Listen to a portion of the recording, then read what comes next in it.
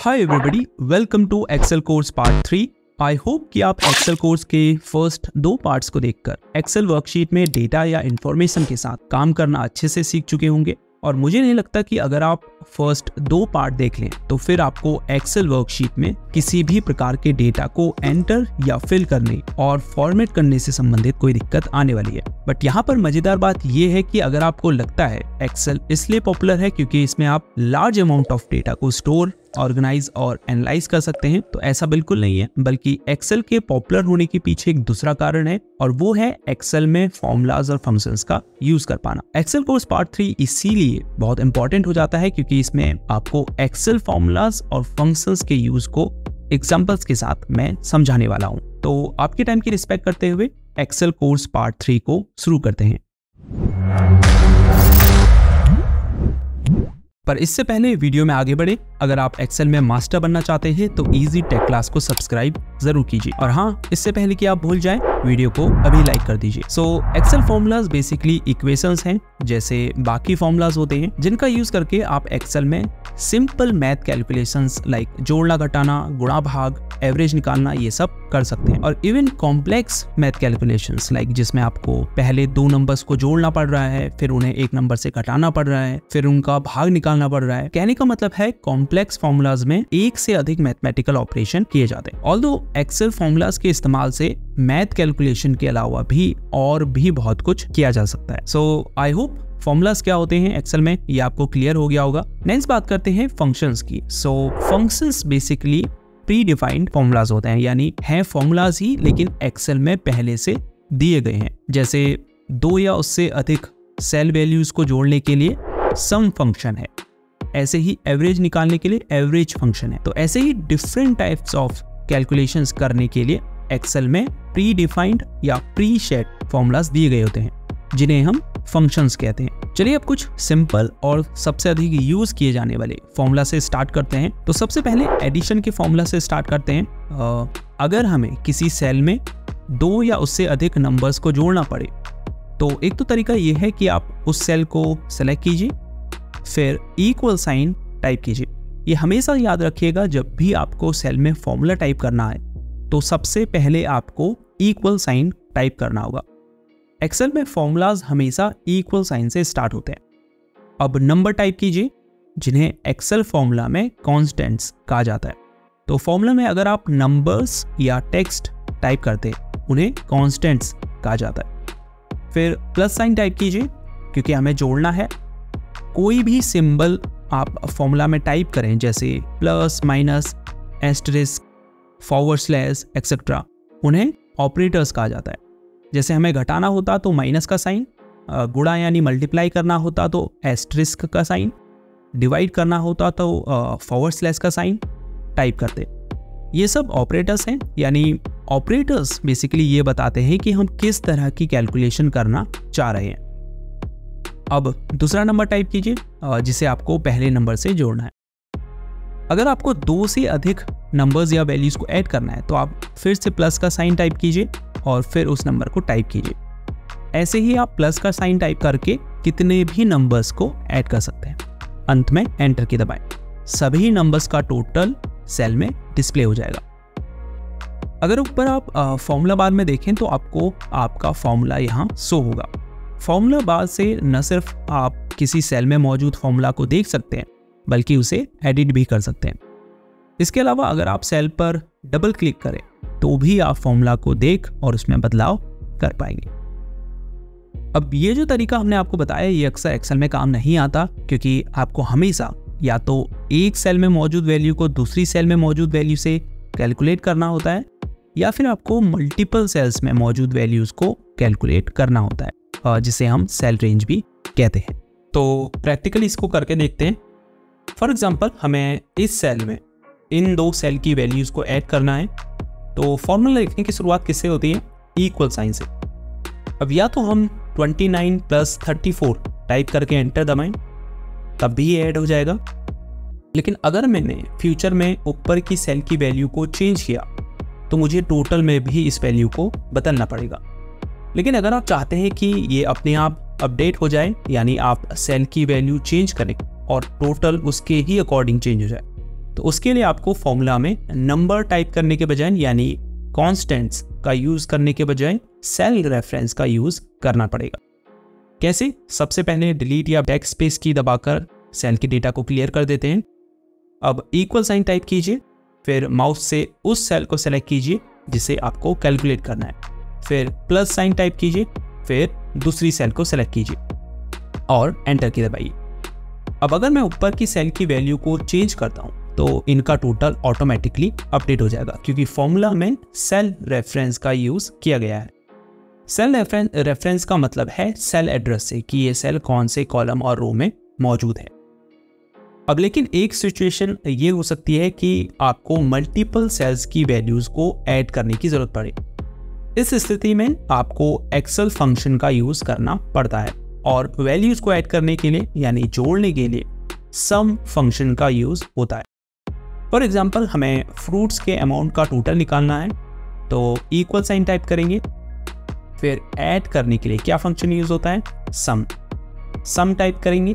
देखिए, जैसे ही मैं सम टाइप करना शुरू करता हूँ, सेल के ठीक नीचे मुझे एक बॉक्स में एस नाम से शुरू होने वाले कई सारे फंक्शंस शो होते हैं। इस बॉक्स को हम इंटेलिसेंस कहते हैं। तो जिस भी फंक्शन को मैं सेलेक्ट करता हूँ उसके आगे उस फंक्शन का जो कार्य है वो हमें लिखा हुआ दिखाई देता है। जैसे सम फंक्शन के आगे लिखा है adds all the numbers in a range of cells, यानी सेल्स की एक रेंज के नंबर्स को ऐड करता है। तो इससे आपको किसी फंक्शन के एक्चुअल यूज का पता चलता है। जब इस लिस्ट में से फंक्शन सेलेक्ट कर लें तो कीबोर्ड में टैब की दबाइए। अब उन सेल्स की रेंज को सेलेक्ट कीजिए जिनकी वैल्यूज को आपने ऐड करना है और एंटर की दबा दीजिए। ऊपर फॉर्मूला बार में देखिए आपका फॉर्मूला शो हो रहा है, जिसमें सबसे पहले इक्वल साइन है, फिर फंक्शन नेम है, हमारे केस में फंक्शन नेम सम है, फिर सेल रेफरेंस F2 और F5 जिसे आर्ग्यूमेंट्स भी कहते हैं। याद रखिएगा, सेल रेफरेंस हमेशा राउंड ब्रैकेट के अंदर लिखे जाते हैं जिन्हें हम पैरेंथेसिस भी कहते हैं, और सेल रेफरेंस को कॉलम साइन लगाकर अलग किया जाता है अगर आपने एक रेंज को सिलेक्ट किया है तो। फॉर एग्जाम्पल, मैं इस तरह से भी सम फॉर्मूला टाइप कर सकता हूं, इक्वल सम ओपनिंग ब्रैकेट। अब या तो मैं एक एक करके उन सेल को सिलेक्ट करूं, I2, फिर आपको कॉमा लगाना है, I3, कॉमा, I4, कॉमा और I5, कॉमा। आप कॉमा की जगह प्लस साइन का यूज भी कर सकते हैं। ऑल्दो हमने सम फंक्शन का यूज किया है तो आप कॉमा भी लगाएं तो ये नंबर्स को ऐड ही करेगा। फिर क्लोजिंग ब्रैकेट, हिट एंटर। तो ऐसे भी आप फॉर्मूला लगा सकते हैं, लेकिन इजी तरीका क्या है? आप कॉलन का यूज कीजिए। Equal sum opening bracket, first cell को सिलेक्ट कीजिए, कॉलन, फिर लास्ट सेल को सिलेक्ट कीजिए, क्लोजिंग ब्रैकेट, हिट एंटर। दूसरा सेल की वैल्यूज को ऐड करने के लिए आप ऑटो सम फंक्शन का यूज भी कर सकते हैं। इसके लिए सबसे पहले उस सेल को सिलेक्ट कीजिए जिसमें आपको आउटपुट चाहिए। अब होम टैब के अंदर ही एडिटिंग ग्रुप में सम कमांड पर क्लिक कीजिए। ये ऑटोमेटिकली उस रेंज को सेलेक्ट कर लेगा जिसमें वैल्यूज होंगी, बस एंटर की दबा दीजिए। ऑल्दो इसके लिए आप शॉर्टकट की ऑल्ट प्लस इक्वल का यूज भी कर सकते हैं, हिट एंटर। इसी में एक सिचुएशन और हो सकती है। फॉर एग्जाम्पल, आपको सेलेक्ट की गई रेंज में सिर्फ उन्हीं वैल्यूज को ऐड करना है जो 20 से ऊपर है। तो इसके लिए आप सम इफ फंक्शन का यूज करेंगे। कैसे? Type equal, then type sum if, फिर टाइप की दबाएं। अब हमें रेंज सेलेक्ट करनी है। देखिए, जिस भी सेल में आप फॉर्मूला टाइप कर रहे होते हैं उसके ठीक नीचे आपको फॉर्मूला का पूरा सिंटेक्स दिखाई देता है, जिससे आपको पता चलता है कि आपको इस फॉर्मूला को सही से अप्लाई करने के लिए क्या क्या करना चाहिए। तो अब रेंज लिखा हुआ है तो रेंज सेलेक्ट करेंगे, रेंज के आगे कॉमा लगा हुआ है तो कॉमा टाइप करेंगे। आपको बिल्कुल सिंटेक्स के हिसाब से चलना है। अब क्राइटेरिया टाइप करेंगे। क्राइटेरिया क्या है? सिर्फ उन्हीं नंबर्स को ऐड करना है जो 20 से अधिक है या ऊपर के हैं। तो क्राइटेरिया को हमें कोटेशन मार्क के अंदर लिखना होता है। तो हम ओपनिंग कोटेशन मार्क टाइप करेंगे, अब ग्रेटर देन साइन टाइप करेंगे और फिर 20। अब कोटेशन मार्क को क्लोज कर देंगे और फिर ब्रैकेट को भी क्लोज कर देंगे। अगर अच्छे से समझ में नहीं आया तो फिर से आपको समझाऊं, तो पहले हमने सम इफ फंक्शन लगाया, फिर हमने रेंज को सिलेक्ट किया क्योंकि हमें इस रेंज में सिर्फ उन्हीं नंबर्स को जोड़ना है जिनकी वैल्यू 20 से ऊपर है। तो फिर हमने अपना क्राइटेरिया टाइप किया ग्रेटर देन 20, तो हमारे पास आउटपुट आया 130। दूसरे फॉर्मूला की तरफ बढ़ते हैं जो है सब्सट्रैक्शन यानी घटाने के लिए। तो एक्सेल में सब्सट्रैक्शन के लिए कोई फंक्शन नहीं है, इसके लिए हमें ऑपरेटर का यूज करना पड़ेगा। तो सब्सट्रैक्शन के लिए क्या ऑपरेटर है? Minus sign. फॉर एग्जाम्पल हमें 700 में से 200 माइनस करना है, तो इक्वल फर्स्ट सेल को सिलेक्ट करेंगे, माइनस सेकेंड सेल को सिलेक्ट करेंगे, हिट एंटर। ऐसे ही मल्टीप्लिकेशन यानी गुणा करने के लिए इक्वल फर्स्ट सेल सेलेक्ट करेंगे, मल्टीप्लाई करना है तो एस्टेरिस्क टाइप करेंगे, सेकेंड सेल सेलेक्ट करेंगे, हिट एंटर। ऐसे ही डिवीजन करने के लिए यानी विभाजन निकालने के लिए इक्वल टाइप करेंगे, फर्स्ट सेल सेलेक्ट करेंगे, डिवाइड करना है तो फॉरवर्ड स्लैश टाइप करेंगे, सेकेंड सेल सेलेक्ट करेंगे, हिट एंटर। तो एक्सेल में फॉर्मूलाज का यूज करके सिंपल मैथ कैलकुलेशन करना तो आप सीख चुके हैं। चलिए अब कुछ और मोस्ट कॉमनली यूज फॉर्मूलाज और फंक्शंस के बारे में सीखते हैं। तो नेक्स्ट फॉर्मूला है एवरेज कैलकुलेट करने के लिए। फॉर एग्जाम्पल ये हमारी 6 महीने की सेल है जिसका हमें एवरेज निकालना है कि अगर 6 महीने को मिलाकर देखा जाए तो हमारी हर महीने की औसतन सेल कितनी रही है। तो उस सेल को सेलेक्ट कीजिए जिसमें आपको आउटपुट चाहिए, इक्वल साइन टाइप कीजिए, अब एवरेज टाइप कीजिए और टैब की दबाइए, उस सेल रेंज को सेलेक्ट कीजिए और एंटर दबाइए। अब हमें पता चल गया है कि हमने औसतन कितने रुपए हर महीने सेल किए। नेक्स्ट फंक्शन है मैक्स, जिसका यूज करके बेसिकली आप सेल की एक रेंज में सबसे मैक्सिमम वैल्यू को ढूंढ सकते हैं। फॉर एग्जांपल हमें ये देखना है कि हमारी इन 6 महीनों में सबसे अधिक सेल कितनी थी, तो इक्वल फिर मैक्स टैब की, सभी सेल्स को सेलेक्ट करेंगे, हिट एंटर, तो सबसे मैक्सिमम वैल्यू हमें मिल जाएगी। ऐसे ही मिनिमम के लिए इक्वल फिर मिन टैब की, सभी सेल्स को सेलेक्ट करेंगे, हिट एंटर, तो सबसे मिनिमम वैल्यू हमें मिल जाएगी। नेक्स्ट फंक्शन जिसके बारे में हम सीखेंगे वो है काउंट। सो काउंट फंक्शन का काम सेल की एक रेंज में उन सेल्स को काउंट करना है जिसमें नंबर्स मौजूद हैं। मान लीजिए आपकी वर्कशीट में कुछ एंट्रीज हैं, अब आपको ये देखना है कि इस रेंज में कितनी सेल्स में नंबर्स हैं। इसके लिए आप काउंट फंक्शन ऐसे लगाएंगे, इक्वल फिर काउंट, अब उन सेल्स को सेलेक्ट कीजिए, हिट एंटर। ऐसे पता चल जाएगा कि इस रेंज में कितनी सेल्स ऐसी हैं जिनमें नंबर्स हैं। इसी से रिलेटेड एक और फंक्शन होता है काउंट ए। जैसे काउंट फंक्शन सेलेक्ट की गई सेल रेंज में सिर्फ उन्हीं सेल्स को काउंट करता है जिनमें नंबर्स होते, वही काउंट ए फंक्शन उन सभी सेल्स को काउंट करता है जो नॉन एम्प्टी है, यानी उनमें किसी तरह का डेटा मौजूद है। तो अब तक हम थोड़ी सिंपल फॉर्मूलाज का यूज करना सीख रहे थे जिसमें सिर्फ एक टाइप की कैलकुलेशन हो रही थी, जैसे या तो नंबर्स को ऐड कर रहे थे या मल्टीप्लाई कर रहे थे। कहने का मतलब है ऐसे फॉर्मूलाज जिनमें वन टाइप ऑफ ऑपरेशन हो रहा हो, लेकिन कई बार हमें ऐसे फॉर्मूलाज यूज करने पड़ते हैं जो थोड़े अधिक कॉम्प्लेक्स होते हैं, यानी जिनमें एक से अधिक कैलकुलेशन करनी पड़ती है। फॉर एग्जाम्पल 2 सेल की वैल्यू को पहले ऐड करना है, फिर उन्हें किसी अन्य सेल की वैल्यू से मल्टीप्लाई करना है। मान लीजिए आपको 400 को पहले 300 से ऐड करना है, फिर इसे 2 से मल्टीप्लाई करना है। तो फॉर्मूला कैसे लगाएंगे? इक्वल साइन टाइप करेंगे, फिर ऐड करने के लिए सम फंक्शन टाइप करेंगे, ओपन ब्रैकेट, फर्स्ट सेल को सेलेक्ट करेंगे, कॉलन, दूसरी सेल को सेलेक्ट करेंगे, ब्रैकेट क्लोज करेंगे। अब हमें इसे 2 से मल्टीप्लाई करना है, तो मल्टीप्लिकेशन के लिए क्या साइन यूज होता है? एस्टरिस्क। फिर इस सेल को सेलेक्ट करेंगे, देन हिट एंटर।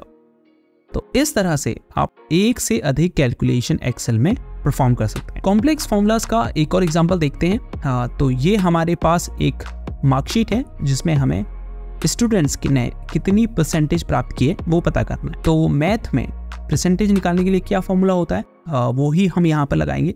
तो आपको क्या करना होता है, पहले ऑब्टेन मार्क्स यानी जितने मार्क्स उस स्टूडेंट के आए हैं उन्हें डिवाइड करना होता है टोटल मार्क्स से, और फिर उसको मल्टीप्लाई करना होता है 100 से। तो ये सिंपल फॉर्मूला होता है परसेंटेज निकालने के लिए। तो इक्वल साइन टाइप करेंगे, ऑब्टेन मार्क्स को सेलेक्ट करेंगे, फिर फॉरवर्ड स्लैश टाइप करेंगे जो डिवाइड करने के लिए यूज किया जाता है। अब टोटल मार्क्स को सेलेक्ट करेंगे, मल्टीप्लाई करने के लिए क्या साइन यूज होता है? एस्टेरिस्क। फिर 100 टाइप करेंगे, हिट एंटर। तो इस तरह से हम एक्सेल में फॉर्मूला का यूज करके परसेंटेज निकाल सकते हैं। एक सिंपल ट्रिक और आपको बताते हैं, बजाय कि आप हर स्टूडेंट की परसेंटेज निकालने के लिए एक एक करके फॉर्मूला लगाएं, इसके बजाय आप बाकी सेल्स में फॉर्मूला को कॉपी कर सकते हैं। तो फर्स्ट सेल को सेलेक्ट कीजिए जिसमें फॉर्मूला है, फिर सेल के बॉटम राइट कॉर्नर में स्मॉल ग्रीन बॉक्स पर कर्सर को रखें और माउस से डबल क्लिक करें। बाकी की सेल्स में भी ये फॉर्मूला अप्लाई हो जाएगा। ऑल्दो आप ड्रैग करके भी सेल्स में फॉर्मूला कॉपी कर सकते हैं। तो कुछ बेसिक फॉर्मूलाज और फंक्शंस के बारे में मैं आपको बता चुका हूं, लेकिन एक्सेल में ढेरों फॉर्मूलाज और फंक्शंस हैं जिनका यूज आप कर सकते हैं। एक्सेल में लगभग 400 से अधिक फंक्शंस इस वक्त मौजूद हैं। अगर आप फॉर्मूलाज टैब में जाएं तो यहाँ आपको फंक्शन लाइब्रेरी नाम से एक ग्रुप मिलेगा जिसमें आपको फंक्शंस की डिफरेंट कैटेगरी देखने को मिलेगी, जैसे financial, logical, text, date and time, lookup and reference, math and trigonometric etcetera. अगर हम मोर फंक्शंस पर क्लिक करें तो हमें और भी फंक्शन कैटेगरी देखने को मिलेगी। इसके अलावा ऑटो सम फंक्शन भी है। अगर हम इसके छोटे डाउन एरो पर क्लिक करें तो हमें कुछ मोस्ट कॉमनली यूज्ड फंक्शंस जैसे सम, एवरेज, काउंट नंबर, मैक्स और मिनिमम देखने को मिलेंगे। इसके अलावा रिसेंटली यूज्ड पर क्लिक करके आप अपने हाल ही में यूज किए गए फंक्शंस को देख सकते हैं। इंसर्ट फंक्शन भी एक बेहद ही महत्वपूर्ण कमांड है। इस पर क्लिक कीजिए। अब यहाँ उस बारे में ब्रीफ डिस्क्रिप्शन टाइप कीजिए जो आप करना चाहते हैं। फॉर एग्जाम्पल, मुझे जोड़ना है तो मैं यहाँ टाइप करूंगा एड्स नंबर्स और गो पर क्लिक करूंगा। तो देखिए मुझे यहाँ नीचे मेरी टाइप की गई क्वेरी से रिलेटेड फंक्शंस शो होने लगे। अगर आप कंफ्यूज होते हैं कि सही फंक्शन कौन सा है तो उस फंक्शन को सेलेक्ट कीजिए। तो देखिए यहाँ नीचे उस फंक्शन का डिस्क्रिप्शन हमें शो हो रहा है, जैसे adds all the numbers in a range of cells. Function select करने के बाद नीचे ओके पर क्लिक कीजिए। देखिए इसने ऑटोमेटिकली सेल को सेलेक्ट कर लिया। ऑल्दो अगर सेल्स ऑटोमेटिकली सेलेक्ट ना हो फिर हमें उन सेल्स को एक एक करके सेलेक्ट करना होगा जिनके नंबर्स को हम ऐड करना है।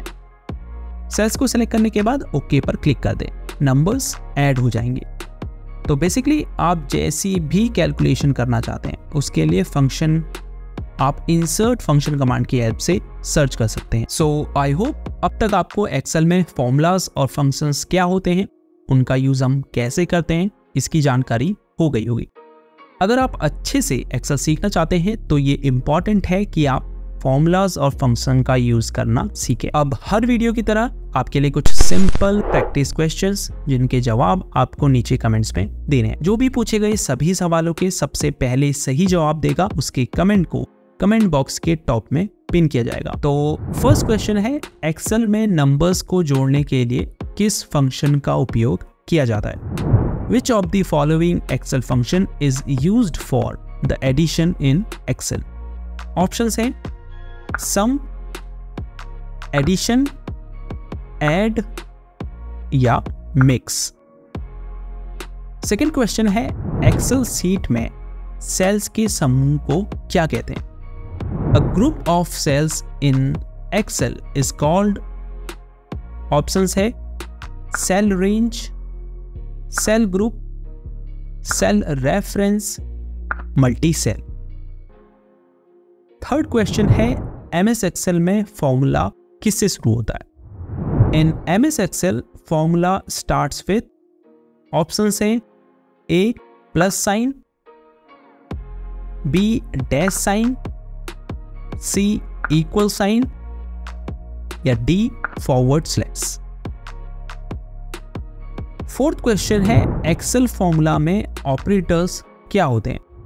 What are the operators in Excel formulas? Options हैं नंबर्स जैसे 2, सिंबल्स जैसे प्लस, अल्फाबेट्स जैसे A या फिर इक्वल साइन। फिफ्थ क्वेश्चन है निम्नलिखित में से B3 और B4 सेल की वैल्यूज को जोड़ने के लिए सही फॉर्मूला कौन सा है? Equal B3 plus B4, equal सम B3 कॉलन B4, एक और दो, दोनों, इनमें से कोई नहीं। तो जितने भी क्वेश्चंस के आंसर्स आपको आते हैं उन्हें नीचे कमेंट कीजिए। अगर कुछ गलत होगा तो मैं उसे करेक्ट कर दूंगा। अगर यह एक्सेल क्लास आपको यूजफुल लगी और आपने वाकई में आज कुछ नया सीखा तो वीडियो को लाइक करके आप हमारे काम को अप्रिशिएट कर सकते हैं। और अभी तक चैनल को सब्सक्राइब नहीं किया है तो इजी टेक क्लास को सब्सक्राइब जरूर कीजिए। एक्सेल कोर्स थर्ड पार्ट में इतना ही। आपसे मिलते हैं नेक्स्ट पार्ट में। तब तक के लिए गुड बाय।